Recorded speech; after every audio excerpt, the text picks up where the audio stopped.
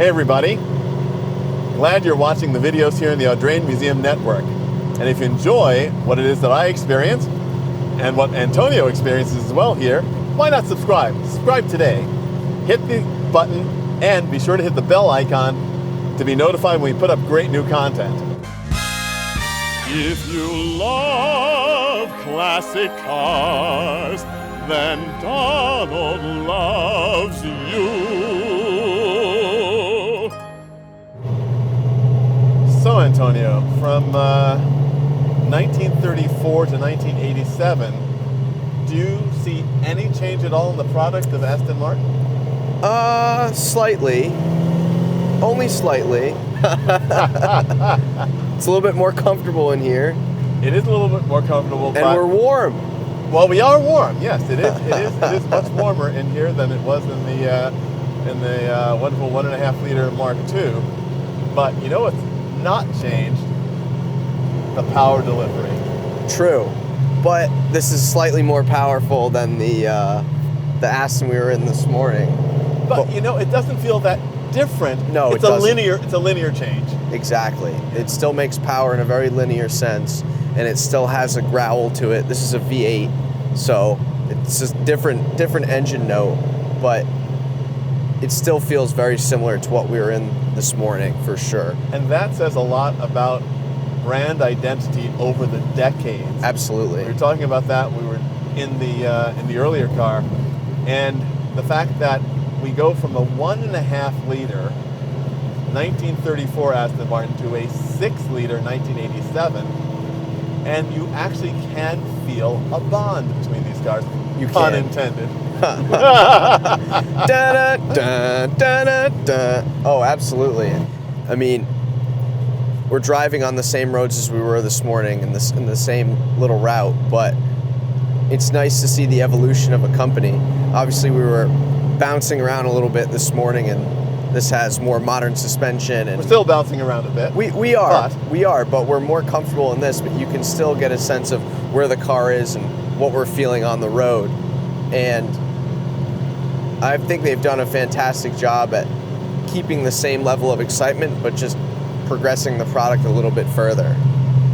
It's also interesting to consider that we're driving this car, this 1978 so-called Canadian Vantage, one of the V8 Astons built for the Canadian market with the cosmetic spec of the European Vantage, the high-performance versions, but with the standard engine. Interesting, okay.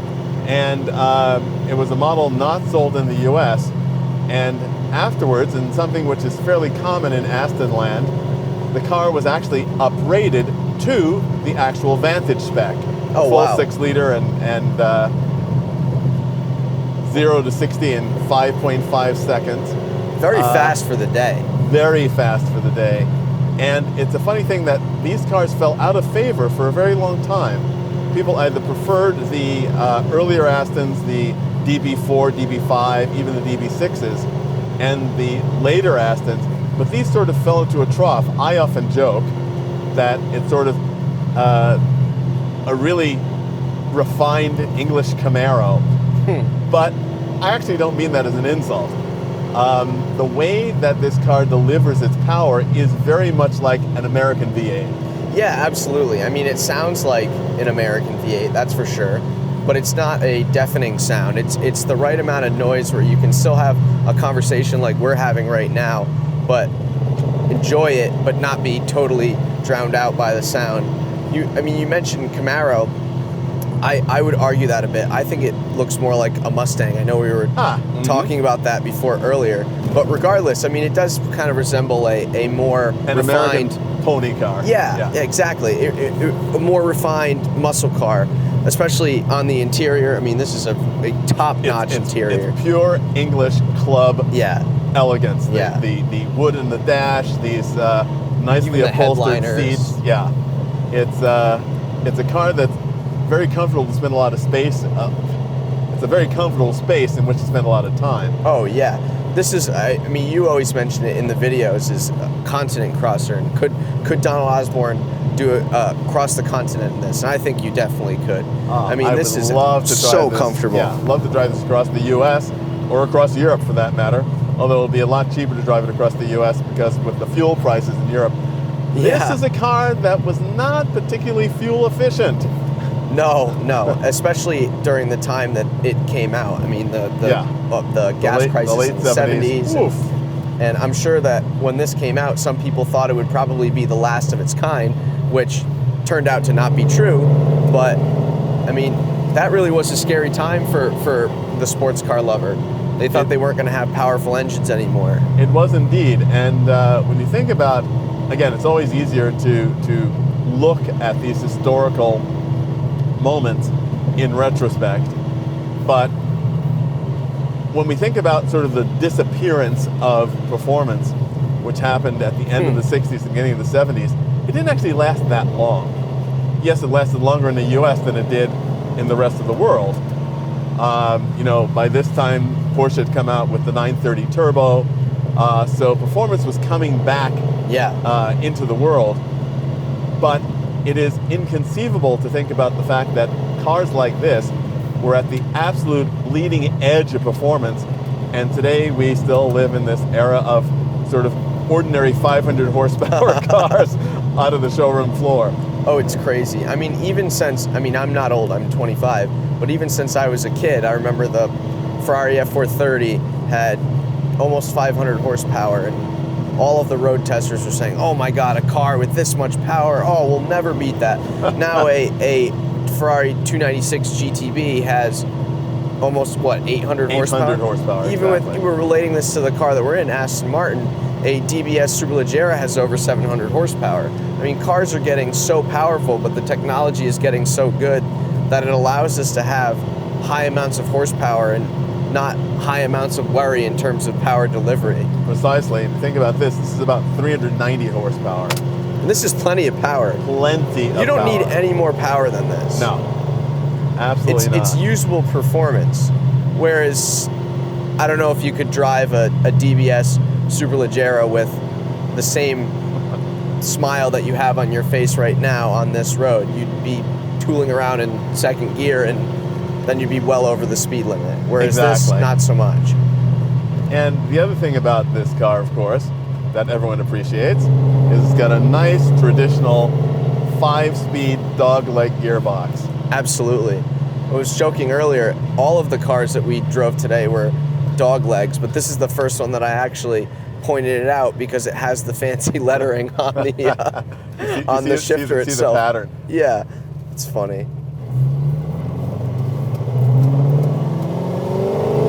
Oh, it sounds great. It's an amazing sound. Absolutely amazing. And that's the other thing, that Astons, particularly of this period, I think have that wonderful duality. They can be sort of as naughty as you want them to be, and yet they can be gentlemen. Absolutely. It's no wonder that, this is the perfect Bond car, because it's the person who can show up at the casino in the tuxedo with the fancy watch and be as elegant as he wants to be. Are you speaking about yourself? I might be. And then the next scene, casually throw somebody off of a bridge. It's very me. Somehow. Osborne, Mr. Exactly. Osborne. His name is Osborne, Donald Osborne. And it's, this car has a lot in common with one of my cars that I enjoy very much today, the Ferrari Roma. Oh yeah. Well, having driven that Roma, thank you very much. You're very welcome. I can see a lot of similarities between the two, because the Roma is just as good of a city car as it is a backroads cruiser, and that really translates to this. It is, as you know, I've often said that I like a car that can deliver performance when you want it and let you drive it when you don't. And this is a car that certainly has an aggressive personality. Absolutely, yeah. But it's not so aggressive that you feel you have to push it all the time. That's what I like about it. It seems like it could be really, really enjoyable at a slow speed, but now at a more spirited pace, it's just as fun. And I love the way this car feels. The only criticism I might have, and this is again very typical of the period, is that the power steering is a little light. But they were still working with that. They didn't have the very sophisticated variable effect power steering that you find in cars today. Even though much of it, if not all of it, is electronic, it still senses the road in a different way. Now, having said that, because of the age of this car, the width of these tires, the shape of these tires, you do feel the road. Yeah, and that's a great thing as far as I'm concerned as well. Tires today are, well, two things I could say. They're incredible in terms of how much grip you have and all different kind of terrains that you can use them in, but they're kind of like hockey pucks, especially with the really low profile tires. Whereas this, you have more of sidewall. When you change direction and turn, you can kind of feel the tire move underneath you, and it helps relay more information on what the car is doing, whereas on a modern vehicle, maybe not as much. Exactly. The modern tires deliver grip. They do not transmit feel. Unless you're in a slick racing tire. Yeah.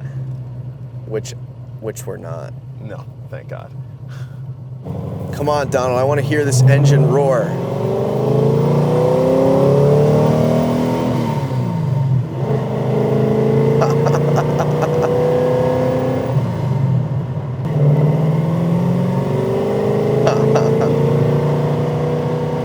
It likes to rev, and it's really comfortable revving, which again is fairly surprising for an engine that delivers very good power low down. It seems to have it at both ends, which is very, very, very delightful. It is. It almost feels like it has a slightly heavier flywheel. Flywheel, yes. Because it really is, but it fits the theme of the linear power that it makes.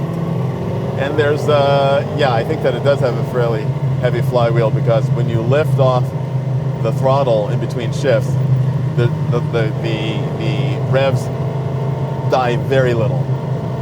And, but it's very responsive when you do press the go pedal. Yeah, it's great. Here we got a nice little burble on the overrun as well.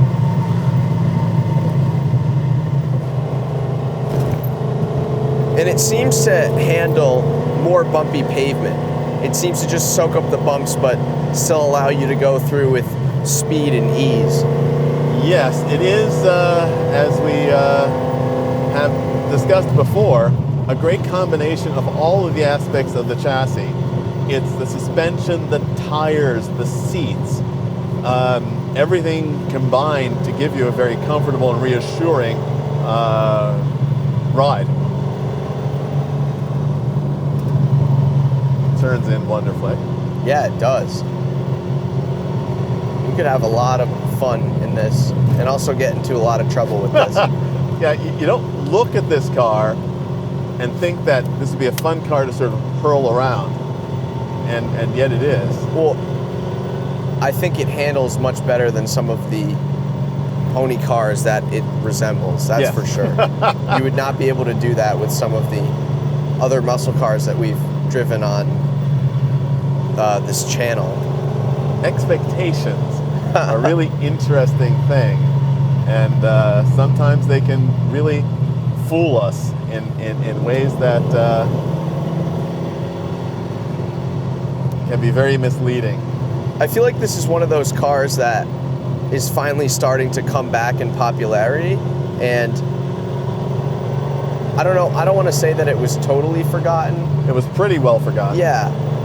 When you think, at least when I think Aston Martin, I don't think of this car. No. You think of either the classic ones or the brand new ones. Yeah. Obviously it's generational, and I'm going to think of the cars, you know, one of the, Daniel Craig is the James Bond of my generation. And in the first movie that he did, Casino Royale, he drove It was either a DB9 or a DBS. And DB9, when I think of Aston Martin, I think of James Bond, I think of that car. I don't think of this car. And it's funny you should say DBS, because the first time they used the name DBS was for the initial version of this car, which is a six-cylinder car. Oh, wow. Yes, it had the same six-cylinder engine as the DB6, and in this body style, designed by William Towns, a much simpler, without the big bulges and all, a very elegant car, and as is not atypical in these situations, it came out with that inline six because the classic Aston inline six, because the V8 for which it was made was not yet ready, but they had to launch a new car. So they launched it with the old engine. Well, no one needed to know those details. And so it was, again, one of those cars that for years you could get at an incredible bargain compared to a DB6 or an Aston Martin V8. And that is also no longer the case, because people have found the particular dynamic properties and personality of that car. Yeah. And I think it would be an interesting pair. I normally don't think that as a collector you want to collect the same things, but it'd be an interesting pair to have this and one of those sixes, the DBS 6. Yeah, that would be a good comparison. So Antonio, to sum it up, I think that Aston Martin really displays its wonderful characteristics as a brand and as something connected to enthusiasts in both these very different cars with very much the same DNA. Oh yeah, I mean the correlation between the two is very similar, and you mentioned that brand identity. I think they did a fantastic job at holding on to that with both of these cars. And you know what? I think that I love my perfect pairs, and much like my Roma, my Panda, I think that the 1.5 liter Mark II and this would make a perfect pair of burgundy Astons. Oh yeah, you're right. It's very true.